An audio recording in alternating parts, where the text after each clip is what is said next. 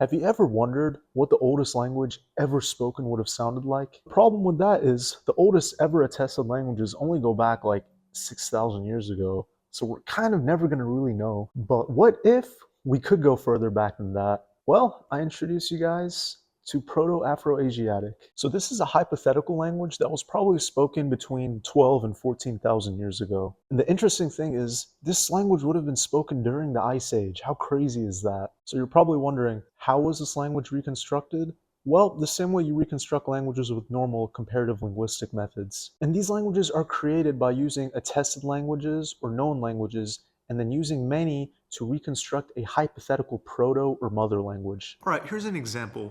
We know that English is a Germanic language. That means that it is on the Germanic branch of the Indo-European languages. Let's take the word apple in English.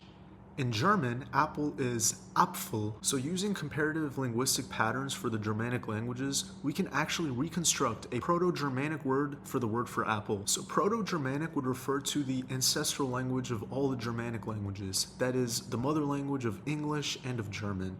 Now keep in mind that Proto-Germanic is not attested in writing, so we know that it historically existed, although there's no record of it in writing. So that reconstructed word is applause or applause. And notice that there is an asterisk before the word. So usually that asterisk or star is used to denote a hypothetical reconstructed word that is not attested in writing or historically. So a method just like this has been done for many different languages. If you are interested in learning more about this, I definitely recommend looking into Proto-Indo-European. So this language probably would have been spoken around 3000, 4000 BC. And it's actually the mother language of all the Indo-European languages. Actually, I'm going to make a separate video on that one. Alright, so now let's move on to what this video is actually about, and that is the Proto-Afroasiatic language. So the Afroasiatic languages are spoken from the Middle East all the way to Africa. You've probably heard of many Afroasiatic languages. The most common Afroasiatic languages, or the most popular ones, are actually the Semitic languages. So those are your languages such as Arabic, Hebrew, Amharic in Ethiopia. So your earliest attested Afroasiatic languages would be Ancient Egyptian, which was first attested around 3200 BC.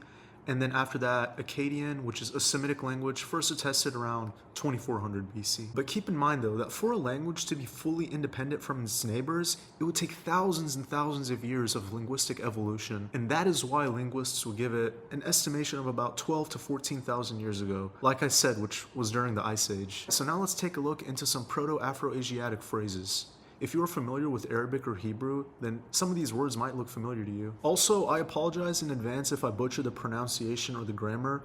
If you're an expert in Afroasiatic linguistics or a Paleolithic farmer, please leave a comment below how I can improve. So we have bish, which means skin. This is similar to the Arabic word bashra or the Hebrew word basar for flesh. Next we have dim or dam, which means blood. This is just like the Arabic word and the Hebrew word. Next we have sar or sir, which means root. This is similar to the Arabic word for root, shirish, or the Hebrew word shoresh. Then we have or ak, which means water. Now the first one could be related to the Arabic word and the Hebrew word for water, and that is mai or ma in Arabic, as well as the Hebrew word for water, maim. Then we have hlih.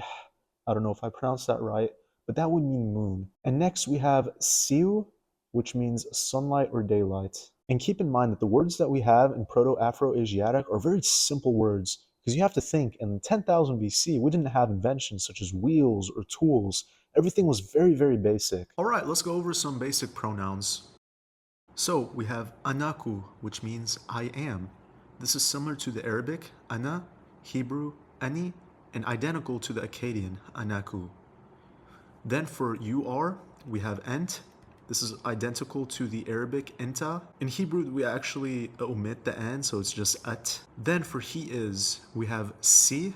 So we actually don't have this in Hebrew or Arabic, although I have seen it attested in Akkadian and Ugaritic, so mostly ancient languages. And lastly, we have the demonstrative, such as this, that, and this would just be the h or the ha.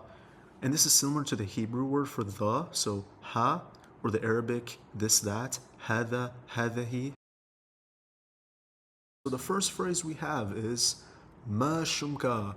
And this is very similar to the Arabic phrase, classical Arabic, shu ismak, ma ismak, or the Hebrew, ma shamcha. And to that you would respond, anaku, شمي علي. So another phrase we could say, أفي غال, which means my mouth is dry.